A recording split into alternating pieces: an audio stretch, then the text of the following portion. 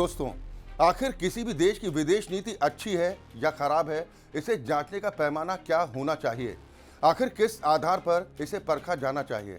हमने जहां तक पढ़ा और जाना वो तो यही है कि किसी भी देश की विदेश नीति हो या कोई और नीति हो, उसकी एक ही कसौटी होती है कि वो राष्ट्रहित में है या राष्ट्रहित के खिलाफ। अगर वो राष्ट्रहित में है तो वो अच्छी है, और अगर राष्ट्रहित के साथ साथ विश्व कल्याण की भी चिंता है, बाकी दुनिया में शांति की भी फिक्र है, तो वो और ज्यादा अच्छी मानी जाएगी।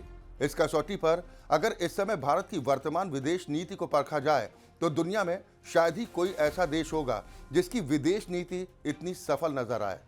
अब सफल क्यों कहा जा रहा है, इसे भी थोड़ा समझ लेते हैं।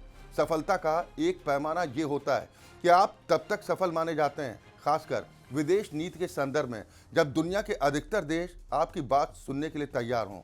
मानना दूसरी अवस्था है, मानेंगे या नहीं ये अलग बात है, लेकिन कम से कम सुनने के लिए तैयार हों और आपको गंभीरता से लेने के लिए तैयार। ये सोचकर आपकी बात सुने कि आप किसी निजी स्वार्थ से नहीं बोल रहे, आप किसी एक पक्ष के साथ खड़े होकर नहीं बोल रहे, आप किसी की तरफदारी नहीं कर रहे। इस आधार पर भी अगर देखें तो भारत की विदेश नीति आपको काफी प्रभावशाली दिखाई देगी। इस समय दुनिया में युद्ध जैसी स्थिति बनी। अमेरिका और इजराइल एक तरफ है, ईरान दूसरी तरफ है, और इनके बीच खाड़ी के देश फंसे हुए हैं। खाड़ी देशों पर ईरान हमला कर रहा है इस वजह से कि वहां अमेरिकी सेना तैनात है और वहां एयर डिफेंस सिस्टम मौजूद हैं। इसी कारण वो अपने पड़ोसी देशों पर हमला कर रहा है। यहाँ पर उम्मत का सवाल भी पीछे छूट जाता है, मुस्लिम एकता का मुद्दा भी सामने नहीं आता। ईरान इस युद्ध में उन्हीं देशों को सबसे ज्यादा नुकसान पहुंचा रहा है जो मुस्लिम देश हैं, इस्लामी देश हैं। ये एक महत्वपूर्ण बात है। अब ये जो खाड़ी के देश हैं, ये सभी इस्लामी देश हैं।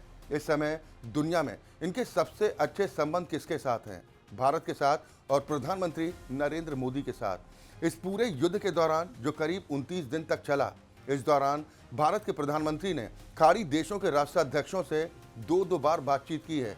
2 या 3 बार उनकी बात ईरान के राष्ट्रपति से भी हो चुकी। 3-4 बार ईरान के विदेश मंत्री से हमारे विदेश मंत्री एस जयशंकर की बातचीत हुई है। खाड़ी देशों के साथ भी एस जयशंकर की लगातार बातचीत जारी है। हमारा और इजराइल का क्या संबंध है ये पूरी दुनिया जानती है, इसमें कुछ भी छिपा हुआ नहीं है। अमेरिका के साथ हमारे संबंध कैसे हैं ये भी किसी से छिपा नहीं है। इसके बावजूद हमारे देश में कुछ नेता हमें एक खांचे में डालने की कोशिश कर रहे हैं। हमारी विदेश नीति को राहुल गांधी ने कहा कि प्रधानमंत्री नरेंद्र मोदी की विदेश नीति उनकी निजी विदेश नीति है। अब यह निजी विदेश नीति क्या होती है, शायद उन्हें ज्यादा अनुभव होगा। पहले भी उदाहरण दिए गए कि किस तरह की विदेश नीति चलाई गई। जवाहरलाल नेहरू जब अमेरिका गए तो वहां उन्होंने अपने परिवार को भी बुला लिया और काफी समय तक वहीं रहे। ये भी विदेश नीति का एक तरीका था, लेकिन गंभीर मामलों में कुछ तथ्य भी सामने रखे गए। 1948 में नेहरू ने फिलिस्तीन के विभाजन को लेकर एक प्रस्ताव दिया, और इतिहास में ये एकमात्र मौका था जब फिलिस्तीन और इजराइल दोनों इस बात पर सहमत हुए कि वो प्रस्ताव उचित नहीं था। उसके बाद 1952 में नेहरू ने कोरिया को लेकर एक योजना रखी। उस समय दक्षिण कोरिया के राष्ट्रपति ने कहा कि वो नेहरू को निष्पक्ष नहीं मानते, बल्कि उन्हें कम्युनिस्ट विचारधारा के करीब मानते हैं। इससे ये भी सवाल उठता है कि उस समय भारत की छवि क्या थी। 1956 में जब सोवियत संघ ने हंगरी पर हमला किया, तब भारत की प्रतिक्रिया को लेकर भी सवाल उठे। आलोचना के बजाय साम्राज्यवाद की बात की गई, जिससे ये स्पष्ट होता है कि उस समय भारत किस प्रकार की स्थिति में खड़ा था। 1962 में हिंदी चीनी भाई भाई का नारा और उसके बाद का युद्ध, ये भी विदेश नीति की एक बड़ी परीक्षा थी। तिब्बत के मुद्दे पर भी कई बार चर्चा हो चुकी है कि अगर भारत ने उस समय अलग रुख अपनाया होता तो स्थिति अलग हो सकती थी। 1971 में जब भारत और पाकिस्तान के बीच युद्ध हुआ और बांग्लादेश बना, तब संयुक्त राष्ट्र में 105 देशों में से केवल 15 देशों ने भारत का समर्थन किया। ये भी उस समय की विदेश नीति की स्थिति को दर्शाता है। 1987 में श्रीलंका में IPKF भेजने का निर्णय भी बिना पूरी तैयारी के लिया गया माना जाता है। इसमें भारत को नुकसान भी हुआ और दोनों पक्षों का समर्थन भी खोना पड़ा। 2009 में शर्म अल शेख में दिए गए बयान को लेकर भी काफी विवाद हुआ। इसमें भी विदेश नीति पर सवाल उठे। अब वर्तमान समय की बात करें, जब भारत ने अनुच्छेद 370 हटाया तो अधिकांश देशों ने इसे भारत का आंतरिक मामला माना। जिसके बाद सर्जिकल स्ट्राइक और एयर स्ट्राइक के समय भी भारत के आत्मरक्षा के अधिकार को स्वीकार किया गया।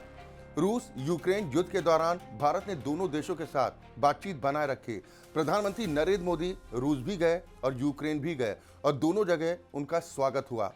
हाल ही के पश्चिम एशिया संकट में भी भारत ने संतुलित रुख अपनाया, न तो किसी एक पक्ष का खुलकर समर्थन किया और न ही किसी के खिलाफ गया, बल्कि शांति की बात कही। विदेश नीति की सबसे बड़ी सफलता यही मानी जाती है कि संकट के समय दोनों पक्ष आप पर भरोसा करें। भारत इस कसौटी पर खरा उतरता दिखाई देता है। अमेरिका, ईरान, खाड़ी देश, रूस और यूक्रेन सभी भारत से बातचीत कर रहे हैं। ऊर्जा संकट के समय भी भारत ने अपनी रणनीति अपनाई है। एलपीजी उत्पादन बढ़ाया गया है और पीएनजी के उपयोग को बढ़ावा दिया जा रहा है ताकि आयात पर निर्भरता कम हो। अंत में ये समझना जरूरी है कि विदेश नीति का मूल्यांकन तथ्यों और परिणामों के आधार पर होना चाहिए, न कि केवल राजनीतिक नजरिए से।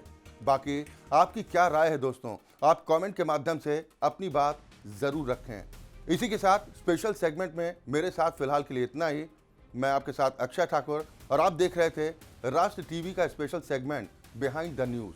नमस्कार।